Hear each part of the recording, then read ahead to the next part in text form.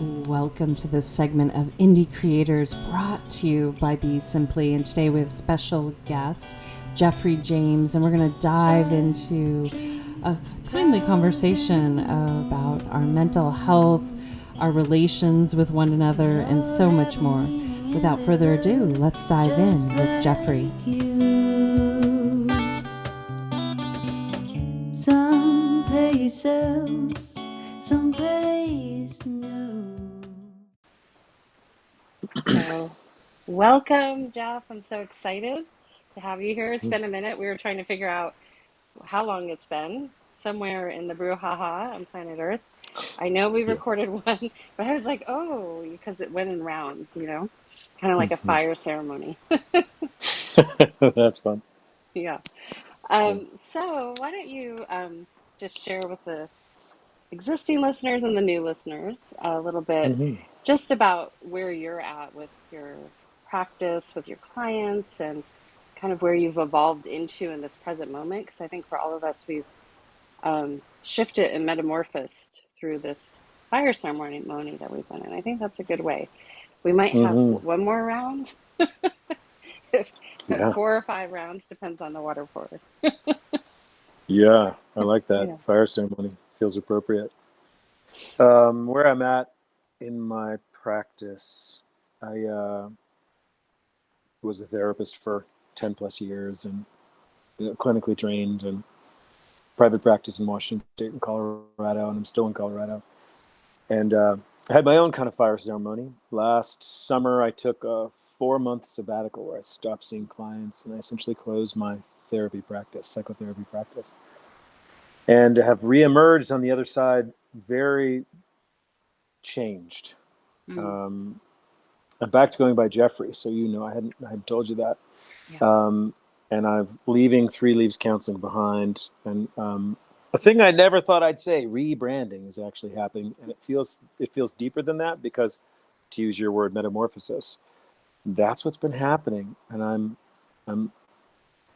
really leaning back or leaning forward into this role of guide and coach and mentor, Mm, where I get to be more directive. I get to uh, hold them lovingly accountable and fiercely accountable, mm, and realizing that I have a lot of I have a lot to offer in this way of not just holding your hand, but walking shoulder to shoulder.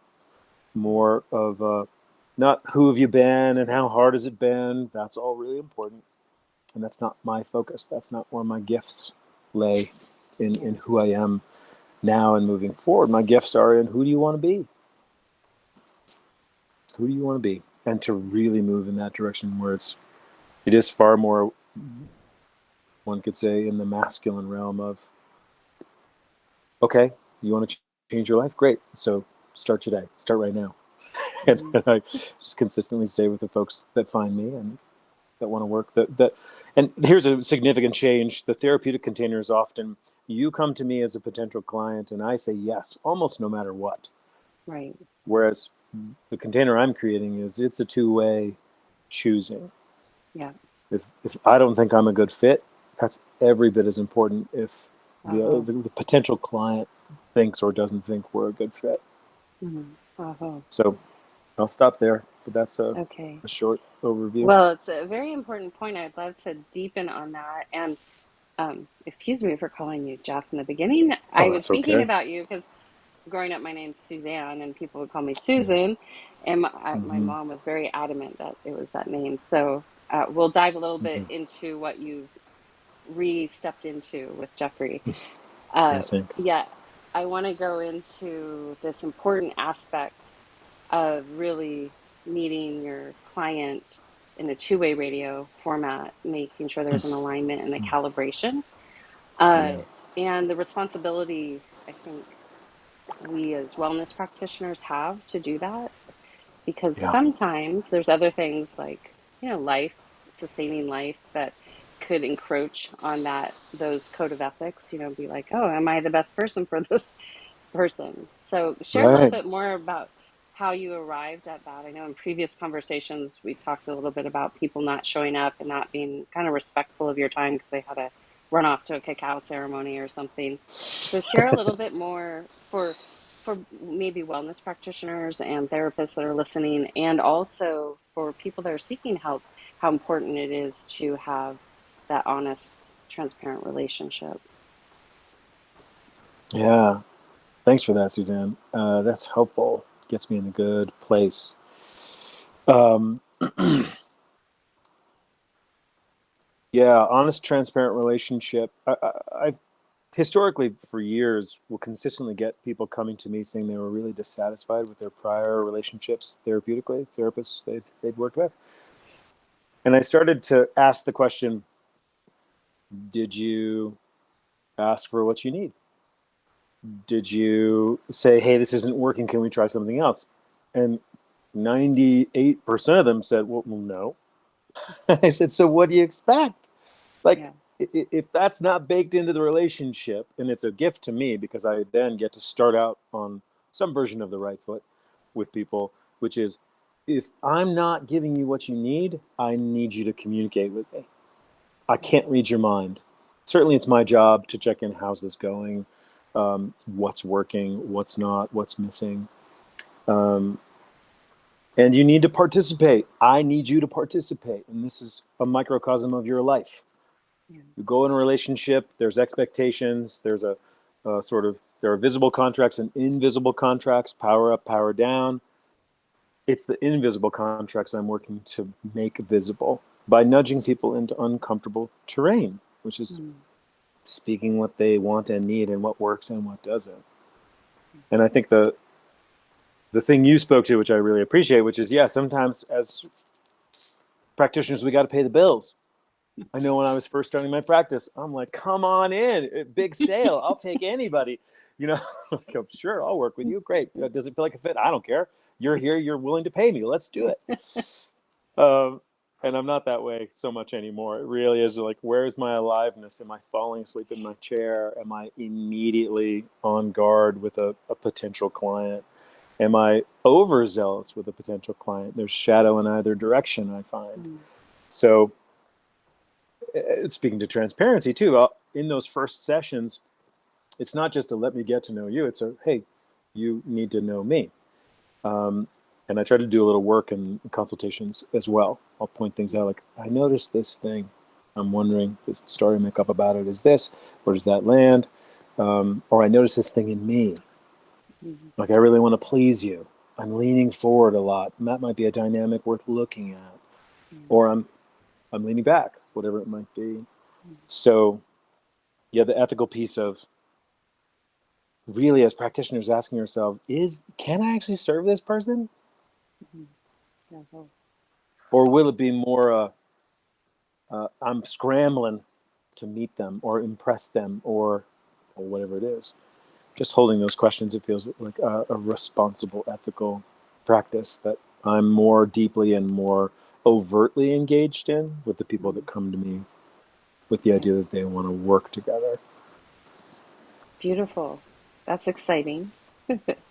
We need It is more of that. exciting. Yeah, Yeah. thank you, Suzanne. I think so too. I'll say one more thing quickly is that I consistently am setting up what I call more gates for people to pass through before they actually sit in front of me, before we sit together. Yeah.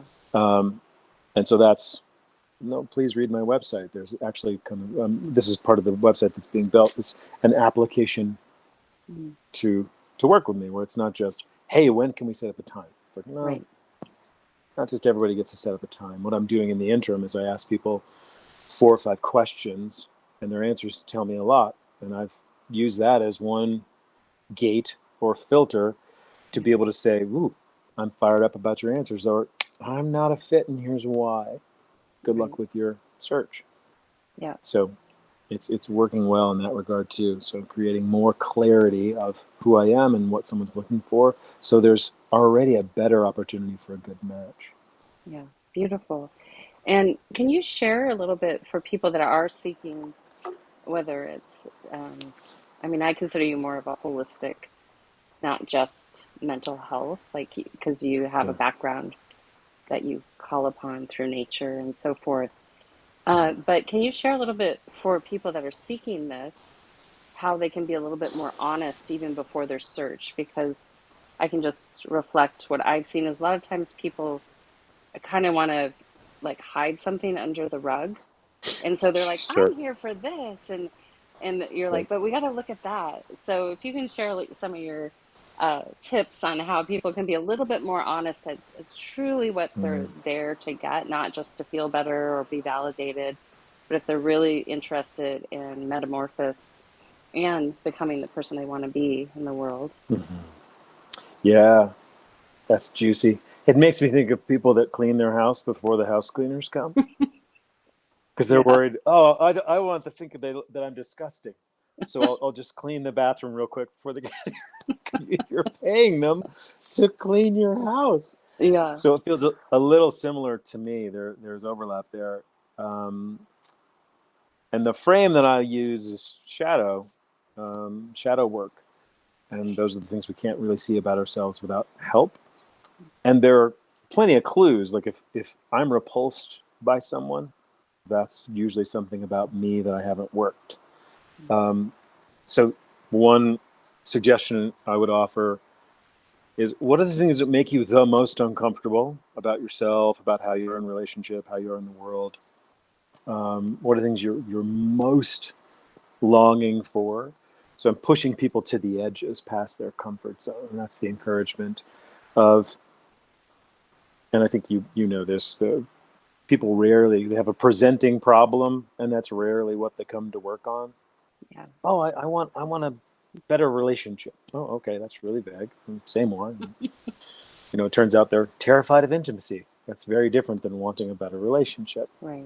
So just digging a little deeper and asking harder questions, and if they have close friends that are willing to give them honest feedback. If you were me, what would you work on with a therapist or a guide or a practitioner of some kind? Again, because we can't really see ourselves without help. Yeah. A good mirror. Yeah, precisely.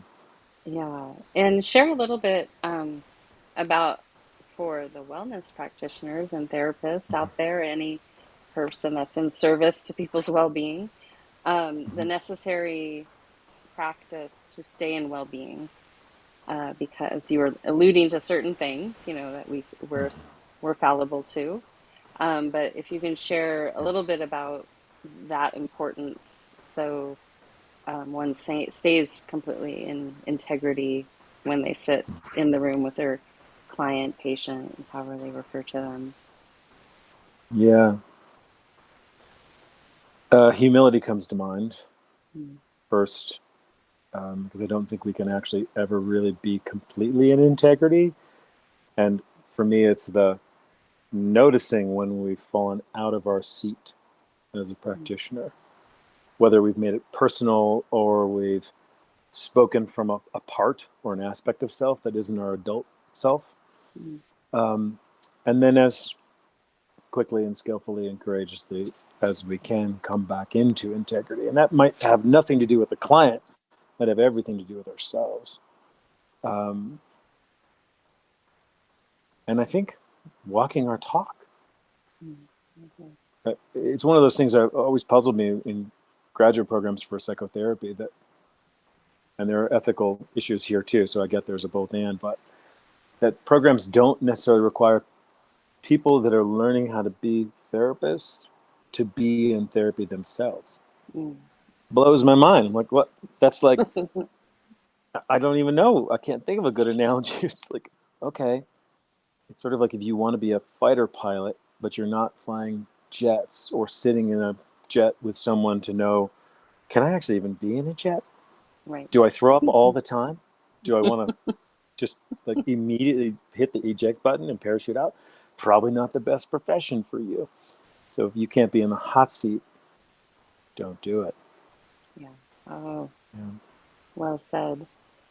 And for you, with I don't know what's emerging as far as your area of focus and what you see, I would say over the past like 3 to 5 years, it seems like the younger generations in their 20s to Mm-hmm. early 30s are really, they love talking about psychology and Mm-hmm. understanding their mental health and are really embracing it.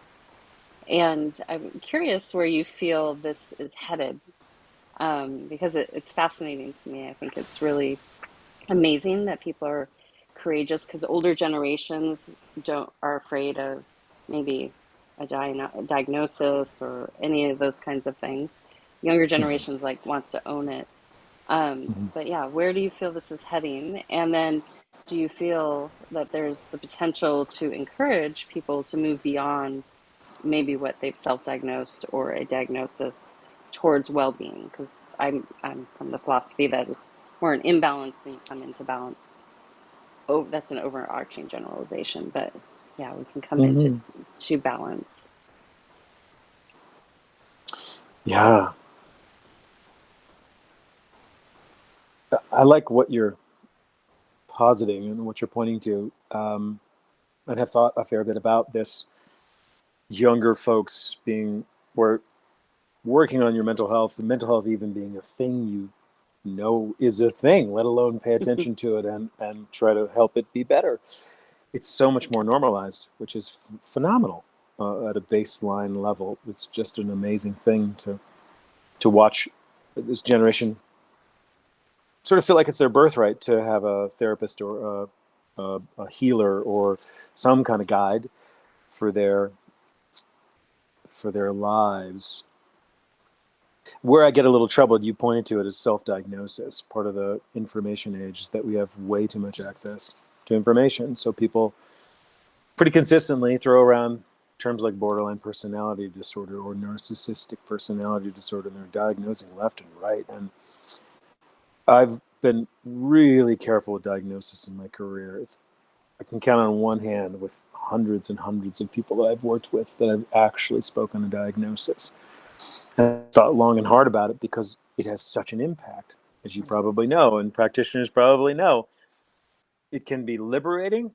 Oh my God, now everything makes sense, like someone, say, with adult ADHD or someone who's diagnosed with bipolar 2. And it clicks. They're like, oh my God, I feel seen. I feel like I'm not crazy. It can be that. And in my experience, more often, it is something for people to hang their identity on. Now they're this, and they clutch to it. This is who I am, so therefore I get a free pass in social spaces, or I get a free pass in my intimate partnership, or I get a free pass with my boss. This is just who I am. I just have impulses, and I tell you to go screw yourself, and that's you're gonna have to get used to it. So I do see a danger there, where Yeah. there's birthright and there's entitlement, and the nuance between those poles. So because I do see a trend where it isn't necessarily I'm doing the work so I can heal. It's I'm doing the work so I can say I'm doing the work, and I have a place to dump, vent, complain, and some work probably happens almost invariably if you continue to show up. And if the motivation is corrupt, well, the work will necessarily be corrupt. So where do you think it's headed? Asking to be Yes. fortuitous. Yeah. Yeah. Gosh. With the caveat that it's obviously impossible / really hard to say. Um, I'm holding out that it's headed toward a raising of consciousness. Um, like I said, even if we're showing up for the kind of wrong reasons, and this is my opinion, so people show up for whatever reasons they need to show up for. Something's going to move. If we keep showing up, in some ways we could say to feel good or feel better by talking to someone. Well, if you continue to show up and your clinician takes a risk by saying, "Hey, it seems like you're just coming here to talk, like you don't actually want to do any work. I find myself wanting to fall asleep, or I'm irritated for this thing," and you sort of brush it off. So if a clinician's able to take a risk, then something might really start to happen. And I think it requires, and I think I'm getting into the where do I think this is headed. If clinicians, whatever they call themselves, can, back to your original point, be in integrity with themselves and what they believe and are committed to, devoted to in the work, then shit's going to move. things will happen. And this is where my wheelhouse, more and more I'm learning about myself and building my ability to do this, is to be messy, to be uncomfortable, sometimes wildly so, and Yeah. stay relational. Yeah. Easy to freak out when someone challenges us. Mm. Yeah. So I feel like potentially it's headed towards an up-leveling of consciousness. Mm. Beyond that, hard to say with so much going on in the world, um, what happens then. But I think it's going to get messier before it gets cleaner. I agree. Yeah.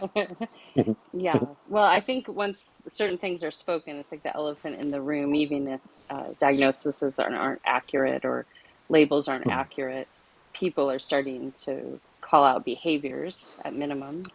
Right, a And good then thing, yes. and then they're starting to say, well, I don't want to behave this way with another person, so I have to take accountability for my part. So I think that moment's happening, and it may create a little bit of a Lord of the Flies moment because some people don't want to change yet. So it'll be interesting.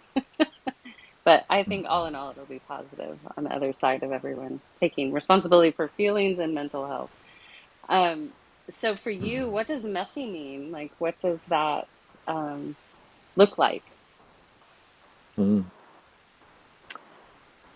Yeah, messy means for me, for instance, in my particular character, I'll give you an example where I grew up with an angry father who was pretty intimidating and relationally violent, um, sometimes physically so. I learned how to be a pleaser. Okay, cool. I'll make you laugh, or I'll shut my mouth, or I'll agree vociferously with whatever you're saying, even if I don't agree. Like I learned how to just, all right, cool, we're cool here. Everything's okay. I'm not going to die, or at least I don't think I will. But so as an adult man, I've realized, okay, that strategy is outdated. It doesn't serve me. So the mess for me is saying when I don't agree. Um, and it tends to come out clunky because I haven't practiced it for 51 years. I've been practicing for maybe a decade Mm, or more, really practicing in the last couple of years with this transition I'm in. So it's the both and of, well, okay, yeah, I'm sorry I did that, and there's this other piece that really troubles me about you. So both and, can I own something and still stay with my whole experience or mm, more of my whole experience, where it isn't just a, oh, you're right, I'm sorry, I'm bad, you're good, we're done here. It's like, oh no, I am sorry for the impact of that, and there's something underneath that that I need addressed. So mm, navigating that kind of messiness for me is exactly that. It's messy, it's edgy, it's uncomfortable, and distinguishing between the kind of discomfort that is going to potentially activate or trigger me and the discomfort that I would call productive or well discomfort, mm. Yeah. where I'm with myself, I'm activated, but I'm not launching, and I'm resourced enough and resourcing myself enough Mm. to stay in what is a kind of energetic mesh because we're smushing together Yeah. energetically, emotionally. Um, yeah, some version of That's also good. advocating. The phrase So I've said, this, oh, go ahead. well, the phrase I've said of late is, I'm not going to let anyone push me off my spot, Mm, which already is pretty messy given my historical character of coping strategies of being nice and yeah. agreeable. Yeah. Mm. Oh, see, this is why we're moving to that Lord of the Flies moment. All the Yeah. people pleasers, enablers are going to be playing Twister together and they're not going to move or fall down. Yeah. Right. And shit will Yeah. probably get messy at that point. Yeah. So, and this is a nuance that's really important. I think a very valuable discussion to have right now is because when, right now, people's buzzwords is this is my boundary. And Right. so they Right. create a Totally. boundary, but then you're like, okay, I only have like so many ways to engage with you now because, you know, so what you just explained is really beautiful because it allows both people to call out what they're uncomfortable with and why. It's kind of like if we use the MPD, like the narcissistic, one of their characteristics are they discard, they're like when their person's not behaving, but this is the whole baby boomers generation. They were discarding all the time because their parents raised them that way, right? So, Yeah. this is a ancestral thing that we're working through right now. So, can you share with the listeners a reason why to turn into something, not to like about face or makes, there are needs for, I would say, lines in the sands for ethical reasons, moral reasons that you don't want Yeah. to cross those boundaries. But when you're just trying to relate to two people that are really just trying to be the best person they're trying to be, they're not, we're not in a samurai fight or anything. Can you Sure.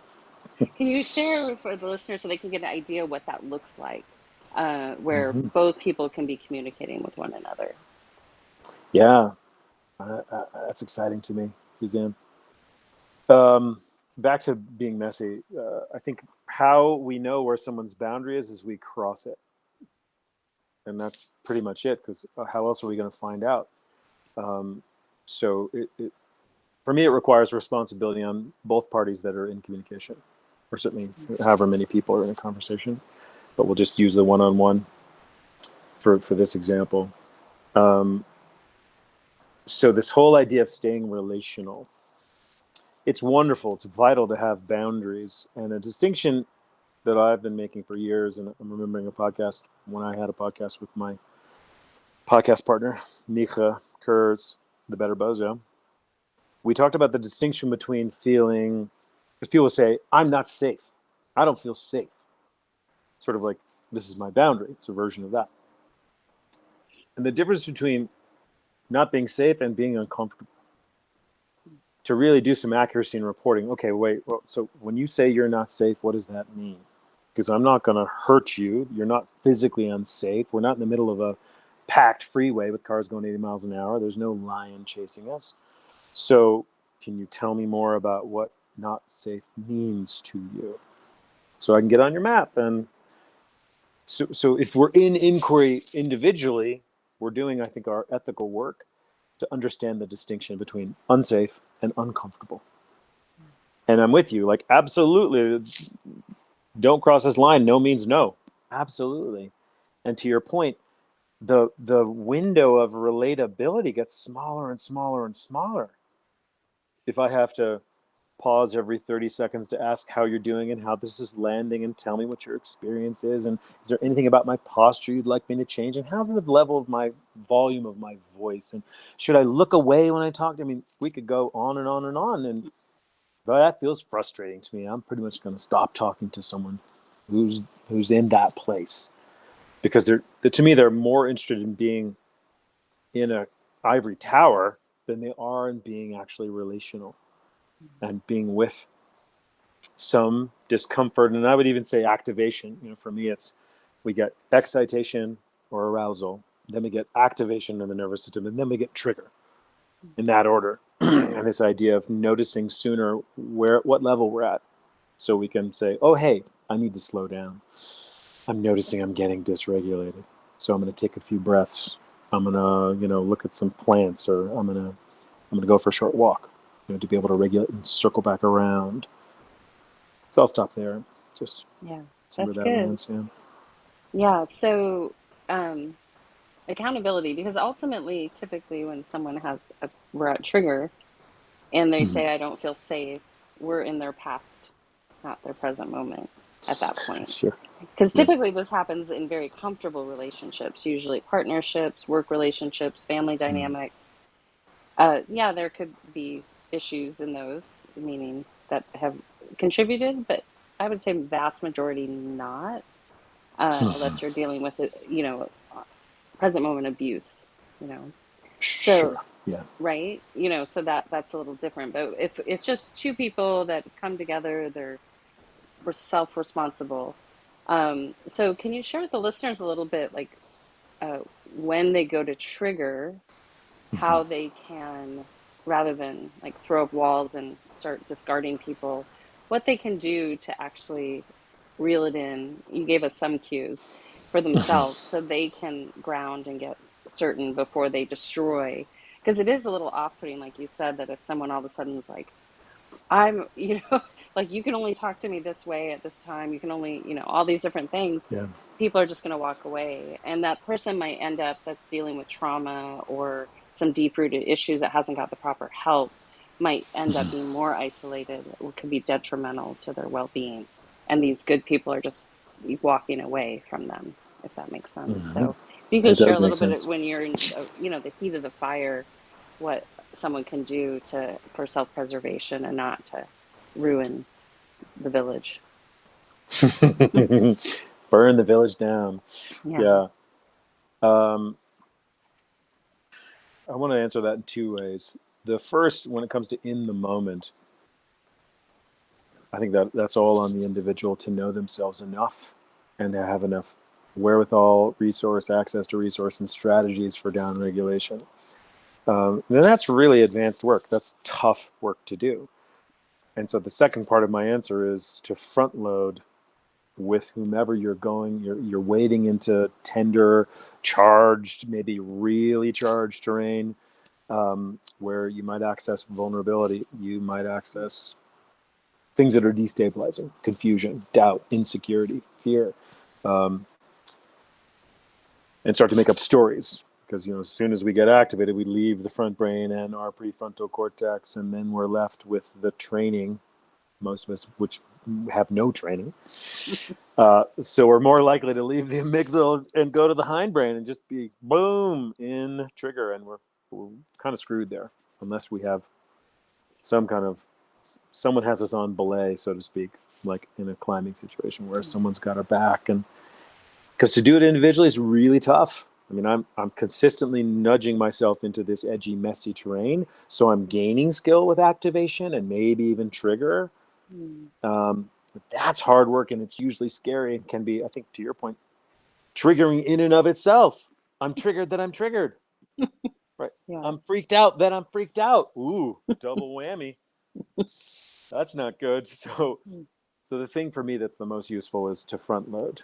If I'm going to have a conversation with, and this has happened multiple times recently, because it's a deep practice of mine, with my partner or with a dear friend, to be able to say, "Hey, I've got something I need to bring to you, and it's a little bit loaded. Um, can we talk? And can we then set the terms for the conversation?" And it can still go sideways. I had it happen 6 weeks ago with a man in my men's group where I set the terms for the conversation. We'd set aside time. We had a rub, and it went off the rails. And I was trying to keep it on the rails and end it, and then it went off the rails. Very human, very messy. We've since worked it out in our men's group. So that's the biggest thing for me is front loading. Mm. Get a clear context for the conversation. Make room for pauses, for breaks, for breath, set a time limit, and negotiate and collaborate on that time limit. And also strategies, again, before you're sort of jumping into the deep end or sort of flying in the wind. How are we going to help ourselves and each other regulate and stay connected? Yeah. If you don't have that, you're pretty screwed because biology takes over, nervous system Yeah. takes over, and then we're going to go into blame and shame and Storyville and rupture. And Mm. ruptures are difficult to repair. So the sooner we can slow, stop, Mm. disengage, downregulate, and then re-engage, the more we're actually going to build trust instead of erode trust. Right. Beautifully said. And share a little bit about the necessary element of anger or eruption or frustration within our human body, and with our brain and our Mm-hmm. soul, and how it can be valuable, yet it's it's part of our most important organ, the liver. So Mm-hmm. it's something in our society that we suppress so much. So if you can share a little bit, even I think this women are very wrathful, and men by society have been really encouraged to be, I feel, something more angry than they truly are. I'm not saying that you as a man don't Mm-hmm. have but women, because we give birth, have a wrath in us that is scary, I think, to when it gets unleashed, right? Okay. And can be very damaging. So share a little bit about that, because I didn't actually realize how gentle the male embodiment was until I had my son. And I was like, Mm, whoa. I'm like, yeah. everyone needs to have a son before they relate to anyone.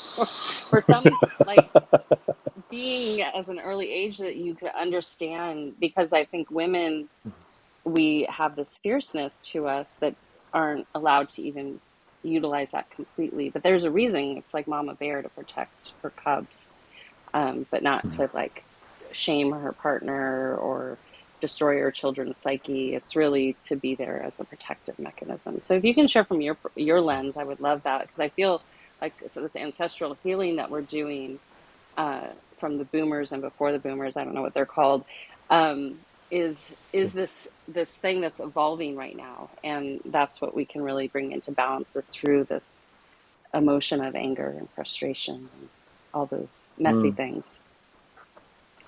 yeah. That feels rich, and I value the perspective. And I'm remembering you mentioned that when we talked, whatever that was, a couple of years ago, about having your son and realizing, whoa, super sensitive system. Um, and I can say honestly, it's only been really in earnest the last couple of years. I've been looking at my own anger and actively working it, because again, I had an angry father, so I swung all the way out, not wanting to be anything like that, Mm. which really made me more dangerous, because Yeah, I some version of my demon is in the basement, unguarded, as yeah, opposed to on a leash, really close, right with me, because I'm in relationship with rage, with anger, frustration, injustice, whatever version it might show up as. Um,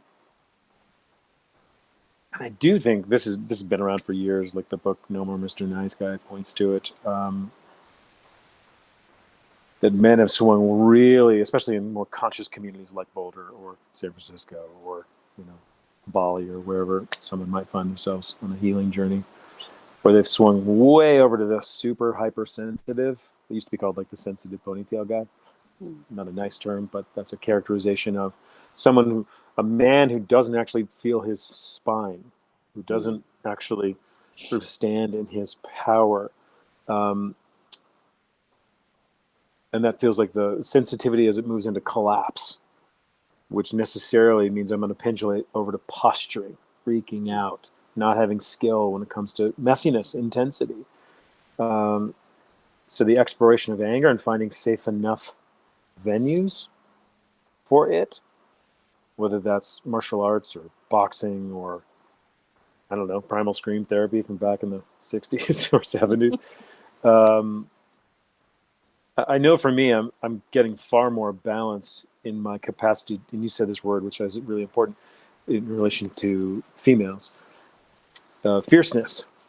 That the more I'm with the depth of my sensitivity and honor it, the more access, and somewhat paradoxically, I have to the things that really enrage me, that piss me off. And so I can start to work that. And that blend helps me to have fierce love, where I'm in contact with my heart and I mm, am calling someone out and hopefully in, yeah, um, which is rare because we tend to be either or, that binary encouragement from a cultural, social perspective, and prodding like cattle. So I'll stop yeah, there for see where that lands. yeah. Beautifully said. And so for you, where would you feel the dynamic is, like the transformation for both the male and the female with, their fire? Because if we look at the organ, our livers to filtrate, and remove the Yeah. toxins. Yet, as a society, if we've limited anger towards like battle, like literal battle, Yeah. and being ostracized because you got angry, that doesn't seem like a really healthy way to approach things. So if we bring it to the center of where we can, on a healthy level, filtrate our emotion of anger and remove the toxic piece, and then save the juicy stuffs from that energy that rises up. Can you paint a little bit of a picture of what that might Hmm. look like for us, or what we could work towards? Yeah, I really like the filtrate, that we filter. That feels so valuable. It starts for me. So in my partnership, we deeply prioritize safety Mm. and trust and connection and closeness and repair when there's some rupture or a wobble or a disconnect of some kind. And for me, our closest people are where we have enough safety and trust to practice Mm. this. And the thing that comes up strongly, the practice that I hold and my partner I hold really deeply, is emotions get to move, and we're committed to not blaming the other person, making up stories that they're somehow responsible. Like, for instance, when I work with anyone, whenever they say, well, they make me feel terrible. Whoa, whoa, whoa, whoa. Nobody makes you, outside of, you said this earlier, outside of direct abuse, no one makes you do anything. They can have psychic power. They can have energetic power. They can have sort of be physically imposing. All that's real. It's not to dismiss any of the factors that go into the complexity of emotion. And we got to own our shit. Mm. So great, let emotion move and say, ooh, there's one of me. There's a part of me that makes up the story that you're mean and you did this and it's your fault. And there's a more grown up part of me that realizes, oh, I've got some crap down here that I don't want to look at or own, but I am. Ugh, gross. And it's not your fault. Thanks for being with me. I love you. I'm going to go take a walk. I'll be back in 5 minutes. Like, whatever we might do, just to, to, to try to help us do something different than point the finger, which is to point it back itself. Because we get to have all our emotions. They're all going to happen. So can we, woo, jeez, I'm feeling frustrated. And you didn't know this would frustrate me, so this is not your fault. And I want to stay relational and put you on my map so you're not worried or wondering, because I think you know this, Suzanne. We're energetic creatures. If I'm super pissed, but you ask and say, "How you doing?" I'm like, "I'm fine." They're gonna feel that I'm not fine, Yeah. and so that makes me less trustable, and consequently, whomever I'm in relationship with, their nervous system is going to know and take over. Whereas if I say, oh, thanks for asking, I'm super frustrated right now. It's a thing you did. You didn't know it would frustrate me. It's actually not about you. Obviously, we're in a relationship right now. Just know I'm working with something over here. Then the person I'm in a relationship has something to work with. Oh. Oh, okay, great. Jeffrey just put me on his map. He's not making me wrong. He's saying this is what's up and here's why. Wow, cool. I'm a little uncomfortable. And now, because I trust him, I'm able to stay with him. I'm going to stay in relationship and maybe even get curious. Or maybe even offer to help. Is there anything I can do to help you feel a little better? Be Mm. generous. And that's a way for me to feel care and start to downregulate. I've already started because I'm explaining it. I'm not just gripping Right. tightly and rigidly onto, no, I'm fine. I just don't feel like talking. That's not going to get you very far. If you're Right. committed to staying relational and staying responsible for what's yours. Mm. Beautifully said. So that's the key where our society is heading, I would say. You just Mm. defined it really beautiful.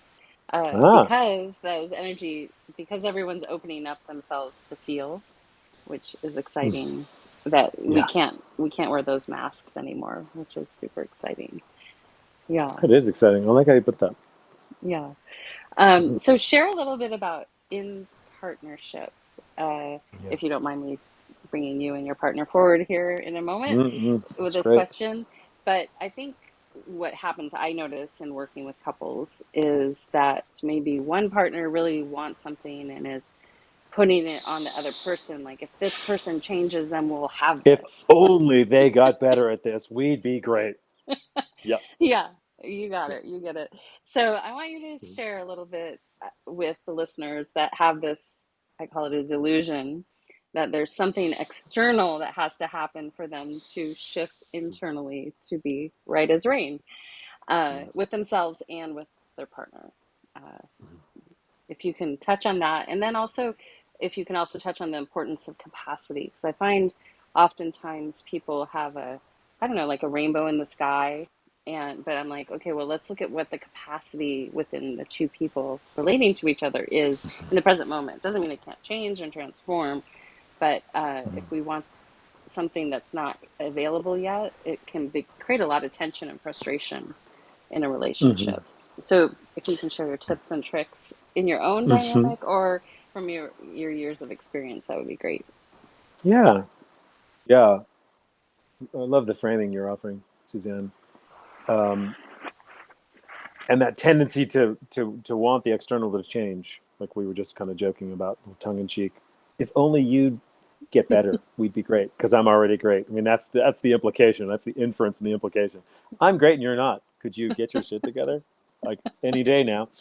Um, so uh, again, I think it has to rest on a shared reality and a shared commitment, shared practices, where it's explicitly named in this case I'll say partnership, that you're both deeply committed to to owning your shit. And that looks all kinds of ways. So that's a very general thing to say. So I want to get a little more specific.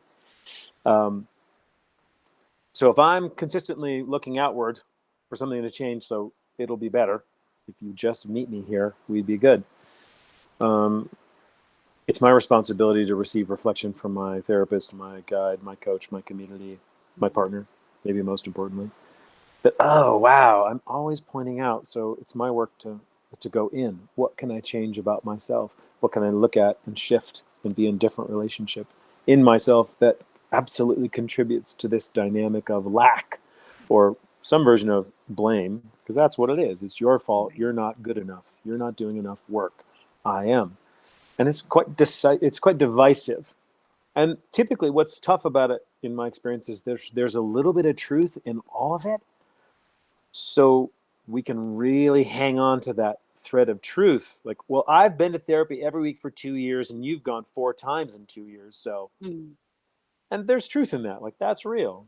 But it Yeah. doesn't necessarily represent the whole context. The other partner might have been going to group therapy. They might have a daily meditation practice. They might have a daily movement practice. They might have a deep spiritual practice. And all those need to factor into the equation. Um, And I think there does need to be balance when it comes to both the inward and the outward. Mm. And people often say, well, I can't change my partner. And that's kind of more advanced than just my partner needs to change. Like, oh, I can't change my partner. I can't tell them what to do or tell them who they should be. And I often say to those folks, yes, and you can and ultimately really have to ask for what you want and need. Mm. This isn't just oh, they are who they are, therefore they've got to pass on everything, because Right. that's low hanging fruit. Oh, I'm just a jerk sometimes, and you don't know when. So that's just who I am. So I'm not going to apologize. I'm letting you know now I'm a jerk sometimes, so I don't have to be accountable for when I am a jerk and you don't Mm. like it. I'll just say, remember when I told you sometimes I'm a jerk? Get used to it. You signed on for this. And that's relational violence, as far as I'm concerned. Yeah. Um, and this, for me, bleeds into your second part, which is capacity. If we don't have a shared agreement and commitment to the really uncomfortable, scary, sometimes even painful process of being stretched and pried open by vulnerability and deeper intimacy, Yeah. if we don't have that shared agreement, then we're in for pain. Yeah. Because building capacity, in my experience, is wildly uncomfortable. Even when and kind of especially when I'm turning toward you and saying, yeah, I want that. I want to be securely attached to my partner, which I very much do. I Mm. want deeper intimacy. I want deeper vulnerability. And then it scares the shit out of me. Yeah. So buckle up. I mean, one of my points, especially now in this more guiding coaching role that I'm in, is we're going to be uncomfortable no matter what. Would you rather be knocked on your ass, on your heels, in a defensive position constantly, or leaning in, stepping forward, being proactive, getting to choose how much discomfort and when and around what? So, Mm. yeah, shared reality, shared commitment, shared practices, and also individual practice feel like the baseline for any of what we're talking about now. Beautifully said. And can you share a little bit for couples how to be radically honest before, there's stages of a relationship, but before they Mm-hmm. maybe make the commitment, like they're going to be life partners or do it legally, get married. Mm-hmm. Um, or even just enter into a longer term relationship, to be really honest Yeah. if there is a lined front. I mean, some of it you can't predict. We have things that are going to Sure. happen, but can you give the listener some cues on how to be honest about, so people can go their separate ways or stay together? Yeah. Yeah. A central practice for me, and I recommend it to most folks, and I've learned over the years after generally recommending this practice that I have to adjust based on capacity, what we were just talking about. I have to adjust kind of the intensity and the volume, and really sort of get their world of, okay, are they calling each other idiots? Let's see. Probably not the best to tell them to check in around hard stuff once a week, because that is just volatility, and there's gasoline all over the fire that's already started. Mm-hmm. But what I'm speaking to is a consistent check-in based on the culture of transparency and honesty. I'll say loving honesty, loving transparency, connected honesty and transparency, relational. So it's a consistent practice, and again, creating a culture collaboratively on, okay, well, how do we want to talk about hard things? Mostly we just wait for hard shit to happen or get bad enough that we feel we have to talk about it and hear the dreaded words, sweetheart, there's something I need to talk to you about. And we all just feel like we're busted in middle school going to the principal's office, or we're about to get humiliated in front of the whole school. Like our nervous systems, again, take over there. So it's recognizing, well, what works in terms of a shared agreement, collaborative agreement. How do we want to approach it? What are our practices? So, if I'm, say, a new, relatively new couple where there's a lot of chemicals rolling, just understandably oxytocin and the love chemicals, to set them up for more success while there's so much lubricant between them, Yeah. which is like, okay, great, cool. Start building the culture of being intelligently uncomfortable together Mm. and setting aside deliberate time where there are no distractions, no phones, no computers, no TV, where you're like, okay, cool. How's it going? How's your week? What are a couple, and I say small, significant things that are the low risk, high reward things. Mm. People often say it's petty. Just say, well, my partner doesn't ever put the soap back in the right place. Pisses me off, but I don't want to feel like a petty jerk to bring that up. And for me, Yeah. that's exactly what I want people to bring up, because when we start with 5-pound weights, oh, this isn't so bad. Oh, okay, cool. My arms are a little sore, but I actually feel like I made some progress, as opposed to going in for the 50-pound barbells right out of the gate. Yeah. This thing Absolutely. you do makes me question our commitment and if I want to stay with you. Like, oh my God, that's terrible. Yeah. What? That's a bomb. That's a relational grenade. So start with like the little, those things you might remember as kids, these little fireworks you would throw them at the ground and they would go Yeah. pop. Yeah. The And they're pucks. fun, but they're small. Yeah. Start small and significant, low risk, high reward behaviors. Hey, it Mm. really bugs me. After you wash your face, I feel like a tidal wave happened in the bathroom.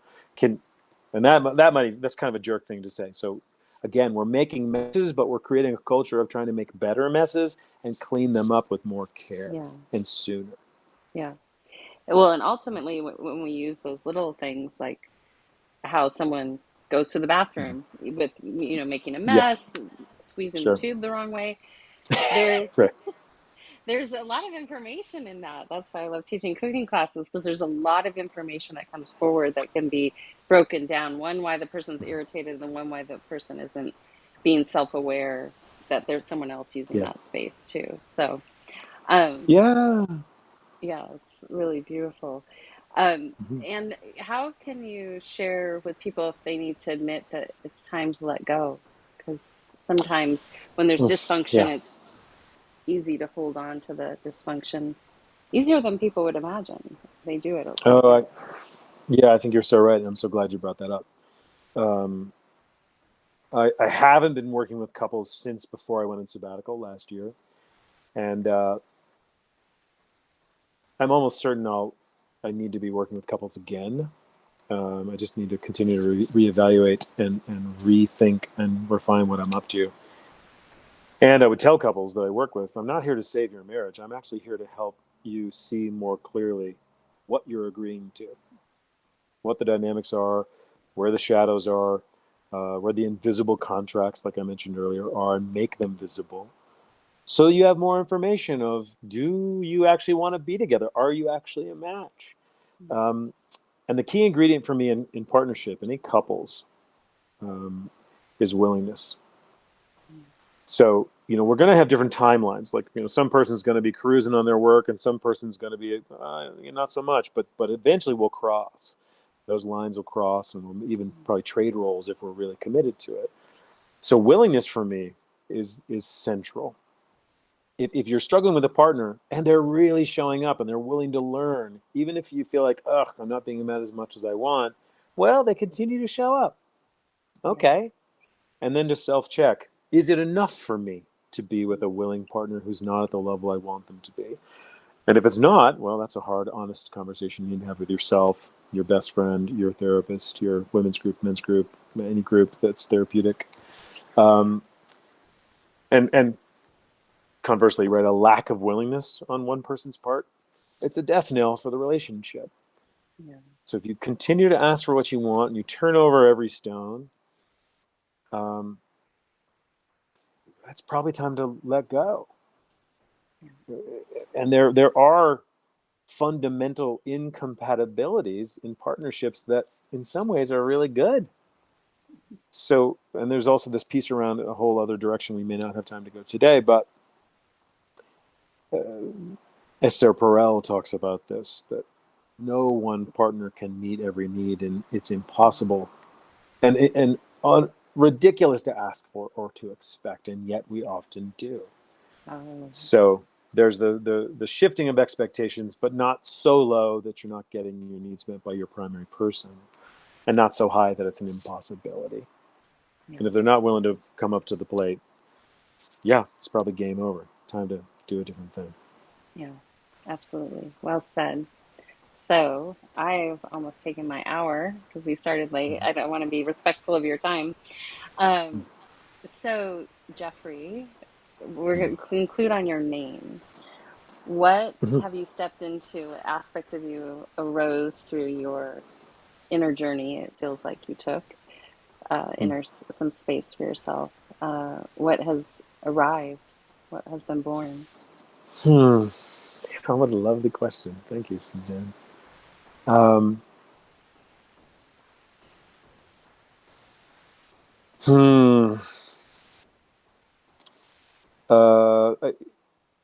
It was both this, especially this past year plus, where I realized, wow, what I'm doing is not sustainable.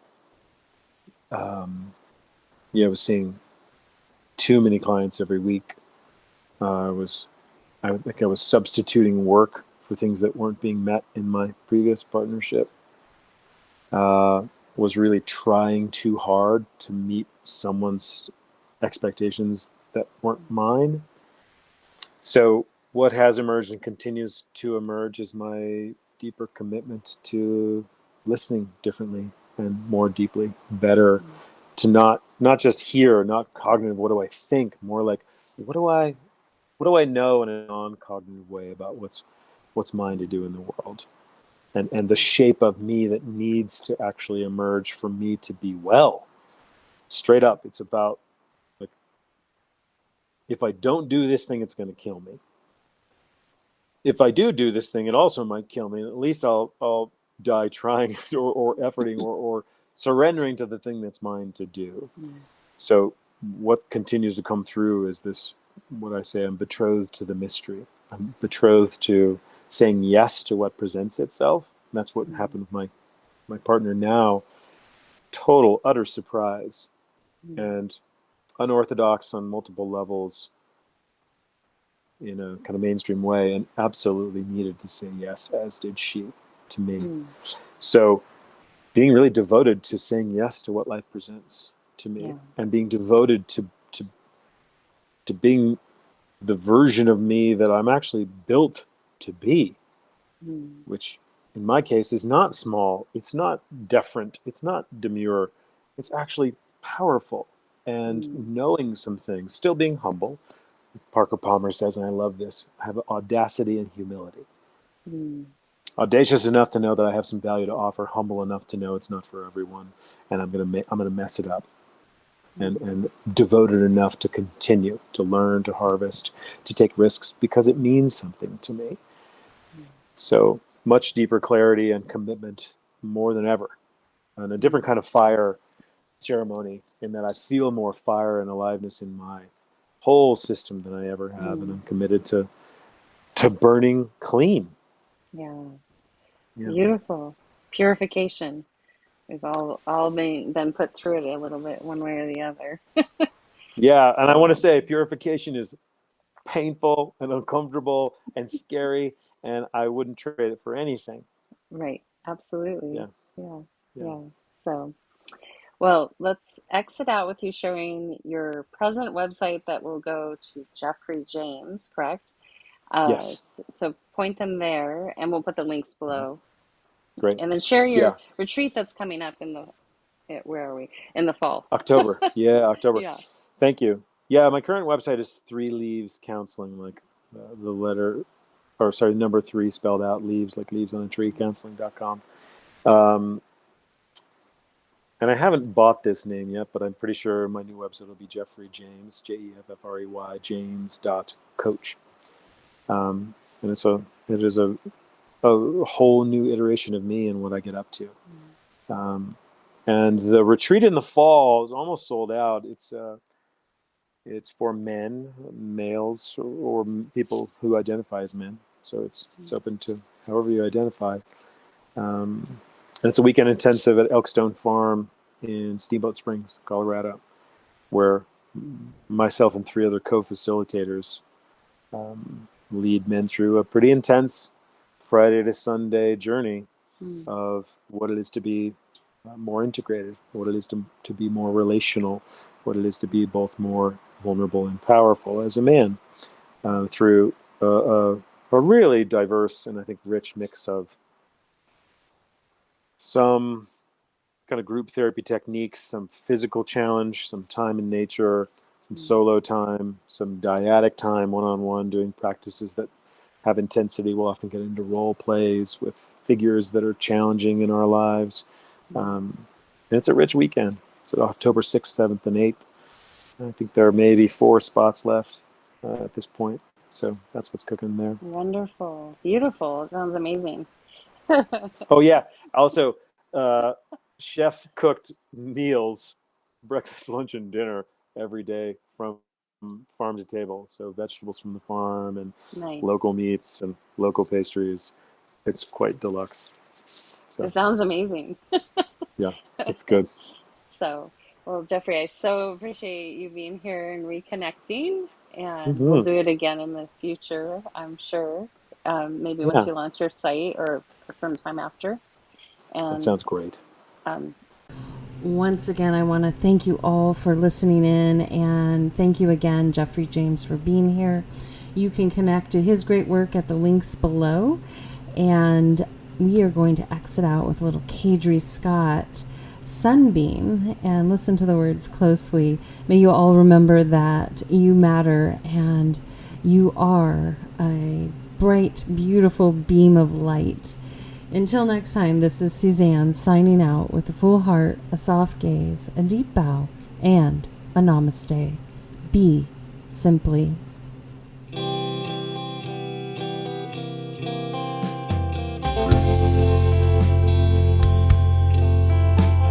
Sun shines through my window to wake me up.